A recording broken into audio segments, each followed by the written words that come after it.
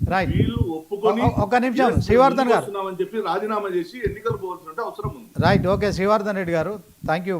మొత్తానికి అయితే మరి కాంగ్రెస్ ధైర్యంగా చెప్పాలి. పవన్ మాలాది గారు మీ దగ్గర కొంచెం డిస్టర్బెన్స్ ఉన్నట్టుంది, ఆ సౌండ్ వస్తుంది, నాయిస్ వస్తుంది, చూడండి సార్.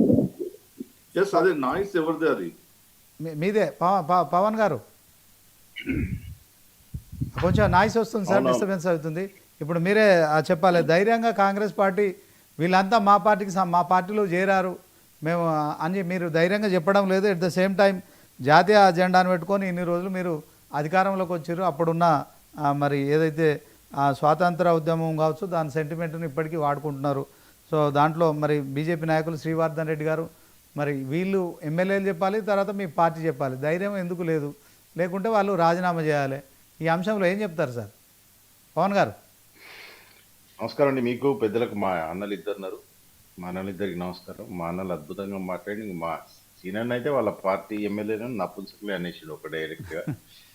నపుంసకులు మరి ఎట్లా టెస్ట్ చేయాలనేది అర్థమవుతుంది. వాళ్ళైతే మరి నపుంసక నాయకులు వాళ్ళ కాడ పెట్టుకున్నారు. ఎట్లనో ఏందో మరి కేటీఆర్ది హరీష్ రావుది ఏందో అర్థం కాని పరిస్థితి.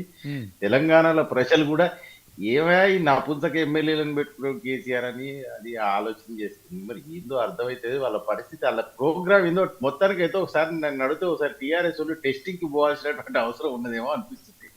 రైట్, టీవీ డిబేట్లోకి వస్తే ఇది కొంచెం మంచి అర్థవంతమైనటువంటి చర్చ పెట్టారు పొద్దున 99 టీవీ మంచుకుంది. ఇది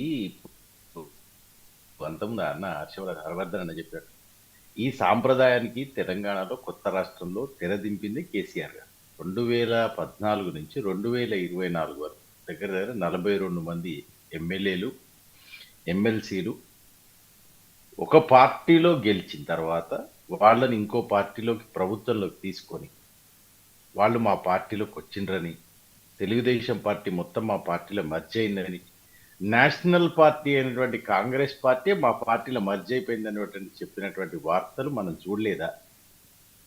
ఇవాళ కేసీఆర్ గారు మరి ఇల్లెక్కి అంత బొబ్బ చేసుడు లొల్లి చేసుడు ఏమన్నా అవసరం? ఇవన్నీ వాళ్ళు నేర్చుకోవాలి. మనం ఏదైతే చేస్తామో what you so what you reap అని ఇంగ్లీష్లో ఒక సేయింగ్ ఉంటుంది. అంటే నువ్వు ఏదైతే నాటుతావో అదే రేపు మొలుస్తుంది. నువ్వు వంకాయ చెట్టు నాటితే వంకాయలే మొలుస్తాయి, వంకాయలే తినాలి. నువ్వు వంకాయ చెట్టు నాటి మరి కొబ్బరికాయలు మొలవాలంటే ఎడికలు మొలుస్తాయి. కేటీఆర్ గారికి మాత్రం సెన్స్ లేదు. అంటే ప్రజల్ని ఎప్పటికప్పుడు బ్రాడర్ పర్స్పెక్టివ్ లో చెప్తారు, ప్రజల్ని ఎప్పటికప్పుడు ఏదో ఒక దాంట్లో ఏదో ఒక ఇష్యూలో మధ్యలో పెట్టి ఊరికే వాళ్ళని స్ట్రెస్ చేయాలనేటువంటి ఒక ఆలోచన. రెండో విషయం, సరే ఓకే వాళ్ళు మా పార్టీలో కాంగ్రెస్ పార్టీలో జాయిన్ అయినరు అని ఒక ప్రస్తుతానికి ఈ చర్చ కోసం అని అనుకుందాం. మీరు బీఆర్ఎస్ పార్టీ ప్రభుత్వంలో ఉన్నప్పుడు 2014 2018 కానీ వినండి, చూడండి ఒకసారి, 100 కోట్ల రూపాయలు ఖర్చు పెట్టిండ్రు బీఆర్ఎస్ పార్టీ నాయకులను కాంగ్రెస్ పార్టీ నాయకులను బీఆర్ఎస్లో చేర్చుకోవడానికి. అప్పుడు ఉన్నటువంటి హరివర్ధన్ రెడ్డి కానివ్వండి, పైలట్ రోహిత్ రెడ్డి కానివ్వండి, సబితా ఇందారెడ్డి కానివ్వండి, టీడీపీ పార్టీకి చెందినటువంటి నాయకులు కానివ్వండి, ఎమ్మెల్సీలను కొత్త కొనడానికి దగ్గర దగ్గర 3200 కోట్ల రూపాయల బడ్జెట్ వీళ్ళు కేటాయించుకున్నారు. ఇవాళ భారతదేశంలో అతి ఖరీదైనటువంటి పార్టీ ఏది అంటే మొన్న పేపర్లు వచ్చింది బీఆర్ఎస్ పార్టీ. మరి కాంగ్రెస్ పార్టీ కూడా ప్రభుత్వంలో ఉంది. మరి మా కాడ అసలే లోడ్ బడ్జెట్ ఉంది, మీరు చూస్తున్నారు. తెల్లారు లేస్తే కేటీఆర్ వరుతున్నాడు, మీరు 6 పథకాలు ఇవ్వట్లేదు, గ్యారంటీలు ఇవ్వట్లేదు, 6 గ్యారంటీలు ఇవ్వట్లేదు. మీరు చెప్పండి, ఏదో ఒక ప్రాఫిట్ లేకుండా ఏదైనా ఎమ్మెల్యే వాళ్ళ పార్టీ మారేటువంటి పరిస్థితి ఉందా? మరి ఏ ప్రాఫిట్ తో వాళ్ళు మా దగ్గర జాయిన్ అయ్యింది? ఇప్పుడు మేమే పైసలు ఇచ్చి కొనుక్కునే పరిస్థితుల్లో లేము. అంటే మేము టీఆర్ఎస్ పార్టీ పవన్ గారు ఇదే ఆరోపణలు కూడా మీ పార్టీలో చేరినప్పుడు కూడా ఆ పార్టీలకు మీరు ఆ ఎమ్మెల్యేలకు ఆ పార్టీ నుంచి వచ్చిన ఎమ్మెల్యేలకు మీరు తాయిలాలు ఇచ్చారని చెప్పి సోషల్ మీడియాలో ప్రచారం జరిగింది.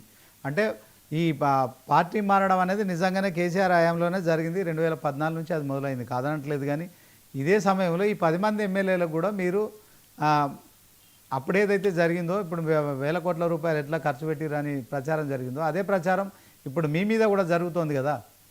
అదే క్రమంలో స్పీకర్ ఈ అంశంలో ఒక నిర్ణయం తీసుకోవచ్చు కదా, సుప్రీంకోర్టు డైరెక్షన్ చేస్తుంది కదా. ప్రభుత్వమే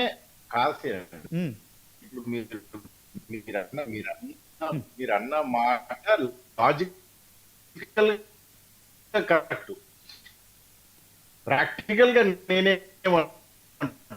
ఉమ్, అంటే నిజంగా ఈ రాష్ట్రంలో కాంగ్రెస్ పార్టీ ప్రభుత్వం ఉన్న దగ్గర రేవంత్ రెడ్డి గారి నాయకత్వంలో ఈ డిసెంబర్ వస్తే 2 ఏళ్ళు మేము అవును ప్రభుత్వంలో. డిసెంబర్ 7కు 2 సంవత్సరాలు ఇక్కడ పూర్తయి ప్రజలకు ఇద్దాం, పథకాలకు ఇద్దామంటేనే పైసలు లేవని చెప్పి ముఖ్యమంత్రి గారు ఏకంగా ప్రధానమైనటువంటి గ్రీఫ్ ని ఎక్స్ప్రెస్ చేసింది. ఎక్స్ప్రెస్ గ్రీఫ్ బడ్జెట్ బడ్జెట్ లేదు, చాలా కష్టంగా ఉన్నది, వచ్చిన అయిపోతున్నాయి పైసలు. ఎవరి దగ్గర కన్నా పోయి అడుగుదామంటే మొన్న పోయి నిర్మలా